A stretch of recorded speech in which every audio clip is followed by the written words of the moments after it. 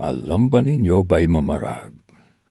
Si Major General Calixto Duque, dating Chief of Staff ng Armed Forces of the Philippines, ay isinilang sa isang simpleng pamilyang Ilocano, matatag, masinop at tikas na masipag.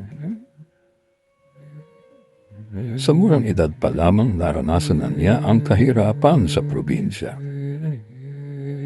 Lumaki siyang salat sa yaman, ngunit hitik sa pangarap.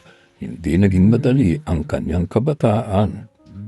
Tinagpi-tagpi niya ang bawat araw sa pagtitiyaga at sakripisyo. Sa kabila ng kakulangan sa buhay, porsigido si Calixto na makapagtapos. Sa pamamagitan ng matinding dedikasyon at suporta ng pamilya, nakapasok siya sa Philippine Military Academy. Doon pa lang namayani na ang kanyang disiplina, tapang at giting. Mga katangian naging pundasyon ng kanyang tagumpay.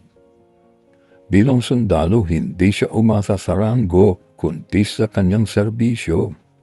Mula sa pinakamababang posisyon, umangat siya sa pamamagitan ng pawis, dugo at panalangin. Sa kanyang pamumuno bilang Chief of Staff ng AFP, naging inspirasyon siya ng mga batang opisyal.